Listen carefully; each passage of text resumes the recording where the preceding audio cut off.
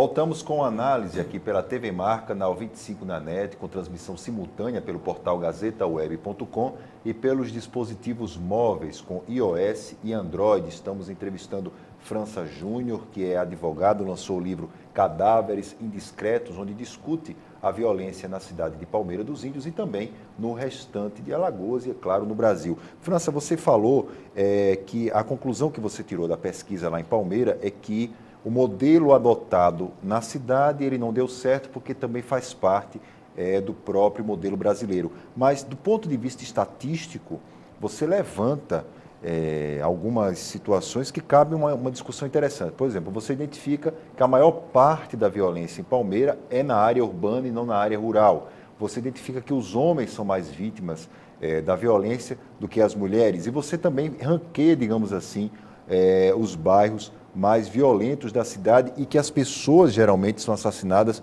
nas ruas, e até os horários vocês colocam isso. A Polícia Civil de Alagoas, ela tem uma estatística bem interessante, exatamente sobre até os horários em que as pessoas morrem mais, onde há o risco maior de haver, no caso, a eliminação através do assassinato. Se a gente conhece o nosso crime, por que a gente não consegue combater? Porque essa circulação essa informação, ela não circula. Não circula por onde? Pelas instituições e pela própria sociedade. Há uma dificuldade, eu mesmo tive uma dificuldade para ter acesso a alguns números. Por quê? Eu pedi informações à Polícia Civil e pedi informações à Polícia Militar. Recebi 2 ofícios com padrões completamente diferentes e algumas informações que não batiam. Por exemplo? Daí você já consegue identificar a falta de articulação. Que informações são Uma essas que polícia batiam? dava um enfoque, Certo. digamos, mais despretensioso, tratava aquela situação como um mero número. Olha, aconteceu uma morte no bairro tal, na hora tal, e ponto final, sem mais nenhuma informação adicional que nos pudesse dar uma perspectiva maior daquilo que aconteceu. A outra já vai por outro caminho, foca aquele que cometeu o fato. Enfim, a gente consegue identificar que não há um padrão de prestar informação para a sociedade. Se juntar essas duas estatísticas, elas se completam ou ficam diferentes? Olha, eu tive dificuldade de juntá-las. Quebrei um pouco a cabeça para saber como fazer, de que forma eu complementaria, se era que dava para complementá-las, de modo que a gente percebia que não havia entrosamento, não há uma sintonia entre o próprio Estado. As agências responsáveis pela segurança pública, elas não têm o costume, não têm a cultura de articularem, a não ser para algumas operações específicas, aí elas são chamadas em reunião para tratar de uma operação específica. Mas, como uma cultura de articulação, a gente percebe claramente que isso não existe. A gente percebe, inclusive, muitas vezes, aqui não apenas em Alagoas, mas no Brasil, que há certa competitividade entre as polícias. Não faz muito nós tivemos aquela briga tremenda para ver quem poderia confeccionar o termo circunstanciado de ocorrência, que historicamente era feito pela Polícia Civil, mas aí, dado um momento em que a Polícia Civil entrou em greve, passou-se a cobrar a elaboração por parte da Polícia Militar. E aí começou-se a discutir quem pode elaborar o termo circunstanciado de ocorrência, que é aquele termo elaborado para infrações de menor potencial ofensivo. Então, há uma competitividade, há uma falta de articulação que é prejudicial para o próprio Estado, porque não consegue os índices que ele desejaria e não consegue a aprovação da sociedade, e para nós, enquanto cidadãos, que ficamos no meio desse tiroteio, dessa briga por poder entre as instituições. Aí cabe, naturalmente, ao gestor implantar uma nova filosofia, implantar um gabinete integrado que faça as instituições, e aí é algo que precisa mudar uma cultura, não é um gestor ou outro que vai conseguir isso, mas é preciso que nós comecemos a fomentar esse debate, a estimular essa nova mentalidade, porque senão a gente vai continuar nesse círculo vicioso e rediscutindo segurança pública a cada período em que novas infrações penais de maior relevância ou de maior utilização através dos meios de comunicação apareçam para nós. A polícia, ela é como parafuso, só funciona quando é pressionada? Eu não... Pela sociedade, pela imprensa, pela mídia? Olha, as instituições do Estado, Odilon, geralmente elas se esforçam mais a dar mais de si quando são pressionadas. Você acha mesmo isso? Quando estão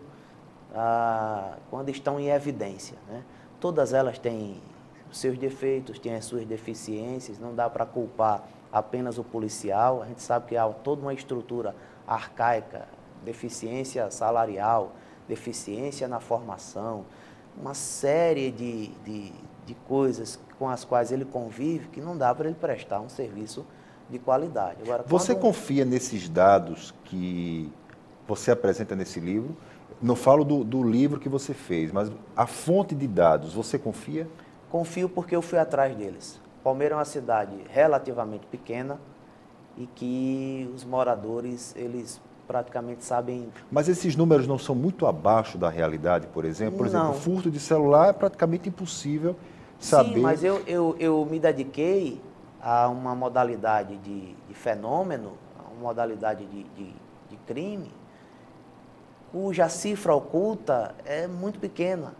E lá em Palmeira, eu posso dizer, pelo menos nesse período, é praticamente inexistente, porque eu peguei os dados oficiais das polícias, peguei os dados da imprensa, que divulga diariamente, cotidianamente, essas mortes, e fui a campo pesquisar, conversar com as pessoas, saber se o fato aconteceu daquela forma que foi narrada. Então, aconteceu da forma como... Teve algum caso que chamou sua atenção de estar registrado de uma forma e quando você cai em campo era completamente diferente? Eu, inclusive, faço uma espécie de crítica, né, à cobertura jornalística a algumas mortes. Né, por exemplo, cita um caso. A gente percebe a tendência de dramatizar a situação, levando em consideração apenas a vítima. Há muito pouca informação sobre aquele que cometeu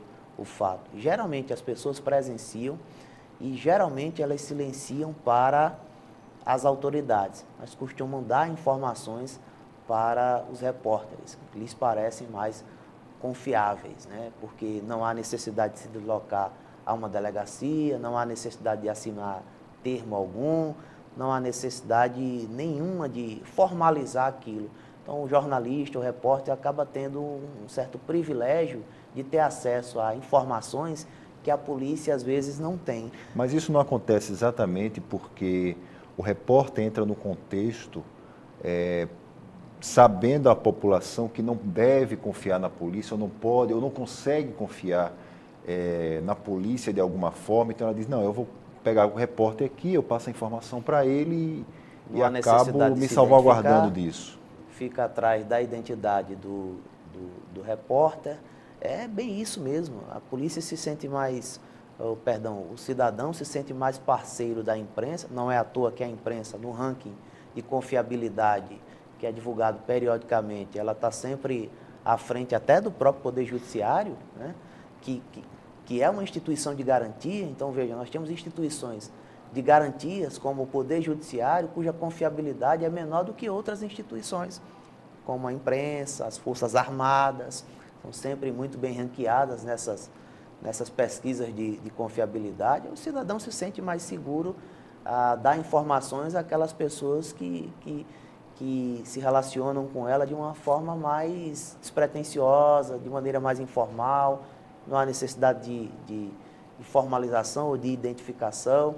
E aí eu falo sobre isso no livro e chamo também a necessidade de termos um cuidado com relação a essa veiculação, Odilon, porque, inclusive, nos Estados Unidos, na década de 90, eu identifiquei, fazendo essa pesquisa teórica, nós tivemos uma redução de 20% de homicídios, década de 90 nos Estados Unidos. Mas o noticiário relacionado ao homicídio, ele aumentou em 600%. Então nós tivemos, veja, e é o que muitas vezes nós nos deparamos, o quadro com o qual nos deparamos. Nós tivemos uma redução importante de 20% do número de homicídios, mas a sensação de segurança não reduziu porque o noticiário em relação ao homicídio aumentou em 600%. Então, eu procuro chamar também a atenção para o papel da mídia como instituição importante numa democracia, de manutenção dos valores democráticos, né? Então, faço uma crítica à parte da imprensa por conta da atuação muitas vezes dramática e coloca uma lupa naquele fato que algumas vezes é isolado, que não pode ser generalizado. E nós temos um defeito enorme aqui no Brasil, e é cultural também, de formular política pública com base em fatos isolados. Então, um fato que não representa o todo, uma situação que não representa o todo é utilizada, que recebeu uma atenção midiática, que foi reverberada pela sociedade e, a partir dali, ele é utilizado para a formulação de políticas que vão incidir no todo. E isso é um círculo vicioso que nós temos que ajudar com o debate, com a conscientização, a romper. Você percebeu na pesquisa a diferença entre o que você apurava na polícia e com a sociedade? A polícia mentiu em alguma dessas situações? Não dá para identificar isso, Odilon, porque Mas dá para identificar uma diferença. O espaço pesquisado é de 6 meses. Eu me deparei com situações em que sequer o processo tinha iniciado. Que o inquérito ficava na delegacia. Sequer o inquérito tinha sido concluído. Então não dá para fazer esse tipo de afirmação, porque realmente, como a gente sabe que as nossas instituições, além de todas as deficiências, elas são morosas, então eu pesquisei um período de 6 meses que eu fui vivenciando, eu fui pesquisando conforme os casos iam acontecendo, de janeiro a junho de 2014, então os casos ainda estavam sendo investigados. Hoje, alguns desses casos sequer têm processo. E são bandidos geralmente pobres. São pessoas, aliás, mortas pobres. Sim, a classe baixa. social é sempre... A classe social menos abastada são as mais selecionadas pelo sistema, para o nosso sistema carcerário, e são as mais afetadas pela violência. França, a sua região, a região de Palmeira dos Índios, ela historicamente, ela é uma região violenta. Nas falas provinciais, lá no século XIX, os gestores, eles identificavam até a presença de lideranças políticas, até de um padre, por exemplo, que mandava matar, funcionava como uma espécie de coronel, e na década de 40, a Palmeira teve uma espécie de diáspora. Muitas pessoas, as famílias de Palmeira, elas corriam da cidade com medo exatamente dessa influência que existia entre a liderança política e, ao mesmo tempo, sendo o braço armado do crime ou do justiçamento. Isso, o que você vê em Palmeira hoje, é um reflexo desse passado ou esse passado se desligou do presente? Não dá para dizer que o presente se desliga completamente do passado, né? Mas ficou o imaginário do medo nas pessoas, ficou no inconsciente das pessoas, ficou isso. Eu não reputaria apenas a Palmeira, Dilma. Alagoas tem todo um passado, né? Outro dia eu estava lendo uma obra do Geraldo Magela, né, que fala um pouco da nossa história, da professora Ruth Vasconcelos, que fala um pouco da nossa cultura de violência, de medo, de insegurança. Não dá para dizer que é algo localizado. Mas a nossa cultura de violência não é única, em Alagoas, né? Palmeira é fruto dessa cultura que nós historicamente construímos de resolver os conflitos os mais comezinhos possíveis, de forma mais invasiva, drástica, traumática. Se a gente não cria um ambiente que é propício para discutir outras alternativas, alternativas menos invasivas, menos traumáticas, mais comunitárias, a gente possibilita que essa cultura se perpetue. É o que com o livro eu estou querendo evitar. Mostrar que existem outras alternativas. Mostrar que tem experiências que têm dado certo, como na Colômbia, em Bogotá, Diadema, em São Paulo, Canoas, no Rio Grande do Sul. São cidades que conseguiram arrefecer os ânimos, os índices e dar uma sensação de segurança maior para a população. É esse tipo de objetivo que eu procuro atingir com o livro. Esse passado de Palmeira, ele permanece no imaginário das pessoas?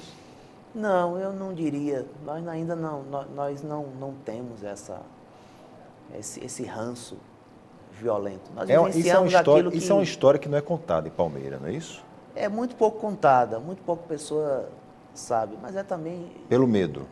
Não diria que pelo medo, acho que é cultural mesmo, né? Nós temos ainda uma sociedade brasileira, né, que tem muita preguiça de conhecer a sua história, né? Que não tem o costume de revisitar o seu passado. É preguiça ou é medo? Ou é desestímulo? Eu não diria porque a história medo, brasileira, ou a história mesmo de Palmeira, é uma história muito sangrenta. Eu não diria medo, Odilon. Medo de conhecer que tipo de consequência se abateria contra mim, contra a pessoa, pelo fato dela querer conhecer. Por fato de saber demais, de repente. Visitar uma biblioteca. Hoje nem precisa sair de casa para fazer uma pesquisa. Você tem aí a rede mundial de computadores. Então, eu diria mesmo que é exercer a lei do menor esforço, que o nosso cérebro muitas vezes nos leva a exercer. Nós somos acostumados a utilizar as fórmulas que são feitas para nós, prontas para nós. Nós não temos ainda um ambiente que preza pelo senso crítico. Nós não temos um ambiente que é desconfiado, de pessoas que prezam pela desconfiança, ou seja, por saber se aquela informação realmente condiz com a realidade. Foi isso que me moveu a fazer a pesquisa. Claro. Ser violento em Palmeira dos Índios ou em qualquer lugar e assumir cargo público é sinônimo de status? Olha, na minha perspectiva, não. Não falo na sua perspectiva, mas da pessoa que elege essa criatura. Para ela, ela se sente protegida, sabendo que o delegado, que é deputado estadual, que manda matar, o prefeito que é corrupto e ao mesmo tempo mata. Para essa pessoa que vota nessa pessoa, para ela é sinônimo de status manter esse anti-herói, digamos assim, nas instituições? A ideia que a gente tem hoje no imaginário popular é que o que importa é que a pessoa esteja numa situação de certa proeminência. É alguém que é conhecido, é alguém de quem se fala, não importa como se fala da pessoa, né? O importante é que a pessoa seja conhecida, tenha contatos, é alguém que é famoso. E para aqueles menos esclarecidos, votar nessas pessoas é importante porque faz com que elas se sintam representadas por alguém que tem uma proeminência, um status. Infelizmente... E se sintam protegidas ao mesmo tempo, não é isso? De alguma forma, as pessoas ainda nutrem aquela ideia de que é preciso ter um pai, é preciso ter alguém que lhe proteja, é preciso ter alguém que tome as suas dores. Então, a gente vivencia um pouco isso em Alagoas e no Brasil. Alagoas um pouco mais, no Brasil como um todo, a ideia ainda é essa. Vamos continuar conversando com você, França, no próximo bloco, lembrando que o Análise é transmitido pela TV Mar, canal 25 na NET, e também pelos dispositivos móveis com iOS e Android, através do portal gazetaweb.com. Lembrando que essa entrevista fica à disposição no site da TV Mar, que fica dentro do portal gazetaweb.com. Voltamos já.